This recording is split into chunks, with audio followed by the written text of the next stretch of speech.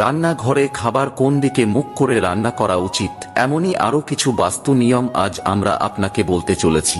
জানার আগে যদি আপনিও বিশ্বাস করেন বিপদে পড়লে রক্ষা করবেন প্রভু শ্রীরাম, তাহলে লাইক করে কমেন্টে জয় শ্রীরাম লিখে দিন। নাম্বার 1, বাস্তু অনুসারে রান্নাঘর সর্বদা বাড়ির দক্ষিণ পূর্ব দিকে হওয়া উচিত এবং উত্তর অথবা পূর্ব দিকে মুখ করেই সেখানে রান্না করা উচিত। নাম্বার 2, ইলেকট্রনিক জিনিস যেমন ফ্রিজ, মাইক্রোওভেন, মিক্সার ইত্যাদি জিনিস রান্নাঘরের দক্ষিণ পূর্ব কোণে রাখা উচিত।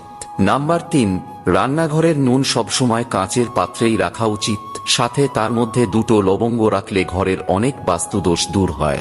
নাম্বার 4, খাদ্যশস্য অর্থাৎ স্টোরেজ ইউনিট, থালা বাসন এবং কাটলারি রান্নাঘরের দক্ষিণ বা পূর্ব দিকে রাখতে হবে। নাম্বার 5, রান্নাঘরের উত্তর পূর্ব কোণে জল ভর্তি একটি মাটির পাত্র রাখতে পারেন, এতে করে দেবতা, গ্রহ ও পিতৃপুরুষরা খুশি থাকেন।